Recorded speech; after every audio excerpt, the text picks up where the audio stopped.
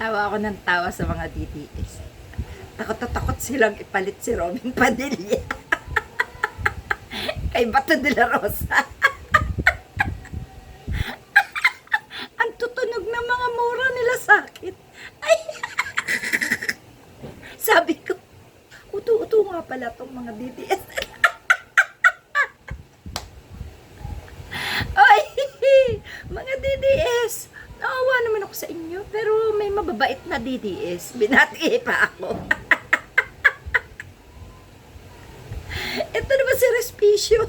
Si Respicio. yung panty niya, yung panty, yung ilong niya parang panting walang garter.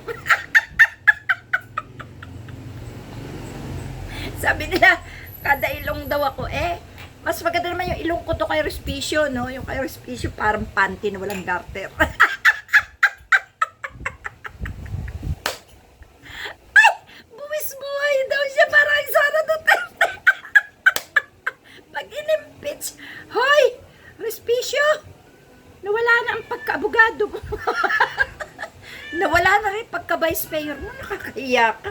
Alam mo yung mga vice mayor na kilala ko, pagka-dedesente. Mga desente, hindi sila nakikialam sa gulo ng mga ganyan-ganyan. Ang hinaharap nila, yung mga nasasakupan lang nila. But ikaw, nakisawsaw ka na, tanga ka rin no? Sigaw-sigaw ka pa, buwis buhay ka, kawawa ka naman. Alam mo kung talagang buwis buhay ka bukas pag hinatulan si Sara Duterte at na-impeach. Ipahanda mo na yung bulldozer at saka yung pison. Pasagasa ka sa pison.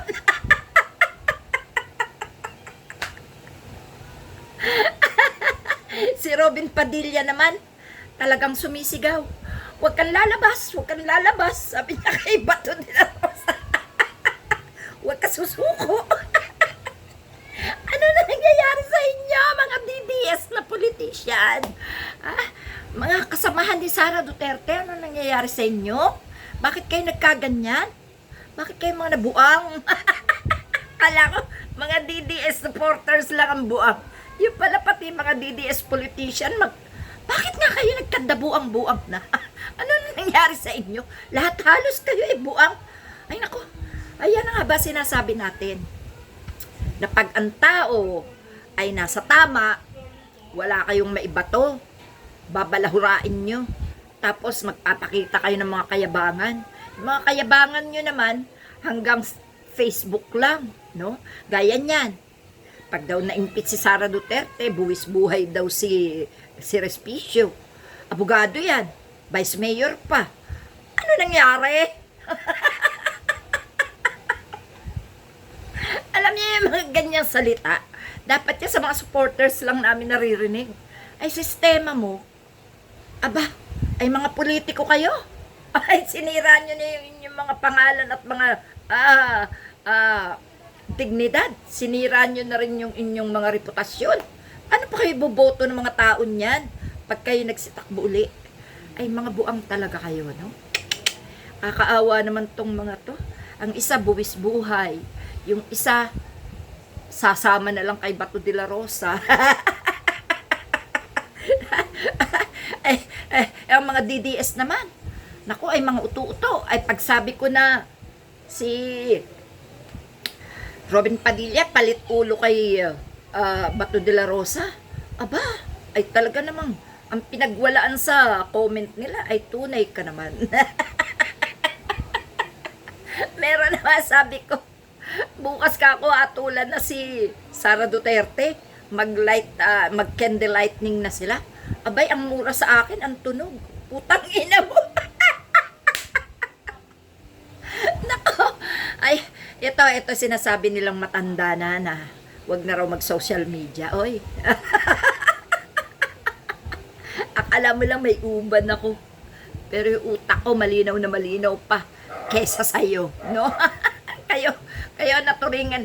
Ang itsura nyo, sabi nyo, mga matanda na ako, bata pa kayo, oy, mga itsura nyo nga, hindi nyo maipakita nga tunay yung pagmumukha, may mga mas gurang pa sa akin kung magsalita, akala mo kung sino. Wala namang alam. Pag sinabi ko siguro na si ano na lang ang damputin, no? Wag na si Bato de la Rosa at si Bongo. Oy, siya nga pala. October pa yan si Bato de la Rosa, may warrant of arrest eh. Hindi lang talaga nilalabas kasi hindi pa yata naka-ready ang Interpol. Ngayon lang niya ilalabas kasi ready na siguro ang Interpol. Uy, mura ng mura si Bato de la Rosa, no?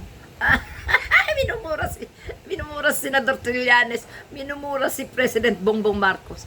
Ay, nakakatuwa. Pinaulit-ulit lang yung mga lumang video, pero sangka.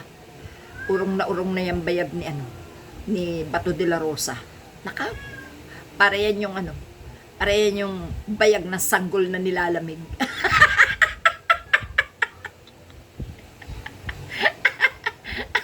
Para yan yung kamatis na nakuluntoy na sa arawan. Kaya, nako, tunay ka mga kapatid. Ito pala talagang mga DDS na to, utu-utu, Sipin mo ha, di ba naman utu-utu. Yung isa, buwis buhay daw siya. Yung isa, damputin na lang din daw siya. Wag daw susuko si Bato de la Rosa. Sasama daw siya doon kay Rodrigo Duterte. Naku, wala na. Wala ng pag-asa tong mga DDS na to talaga. Oo. Ay, si Sara Duterte, mga Duterte, dapat talaga yan. Alisan na ng karapatan na makatakbo sa kahit saang gobyerno, no? Mapa-local, mapa-nasyonal, at kahit sa pinakamababang kapulungan, Hindi na dapat kasi talagang ang laki ng sira sa ulo ng mga yan. Grabe na. Laki talaga ng sira sa ulo ng mga Duterte. Ay, nadagdagan pa ng mga followers nila at saka yung kanilang mga supporters na politiko. Nakapag yan ang nagsama-sama sa Pilipinas, patay tayong lahat. Windang na windang ang Pilipinas. Katitino ng mga Pilipino. Ay, naku po. Yari-yari talaga pag yan ang nabahala. Buang lahat, pwera lang tayo. Sila buang. Ay, nako, para tayo yung lugar ng mga zombies. Ganon ang mangyayari, no? Ganon ang mangyayari kapag mga Duterte ang nakaupo. Yung mga supporters nila, nagkalat yan, mga buang, mga adik, nako, mga pushers, lahat yan. Sigurado, amumugaran ng demonyo ang Pilipinas. Kaya, ikaw Respicio, ikaw Robin Padilla, si Bato de la Rosa, si Bongo, dapat yung mga yan winawalis na dito, pati yung magkakapatid na Duterte. Walang kakwenta-kwenta yan, mga salot yan. Tawanan na lang natin sila, mga kapatid. Tawa lang tayo. Kasi kung magpapa-stress tayo sa mga yan, wala eh. Tawanan lang natin. Masaya eh, no? Ang sarap nilang tarantaduhin. Kung tarantado sila, mas tarantada si Aling Marie. Mga uto-uto.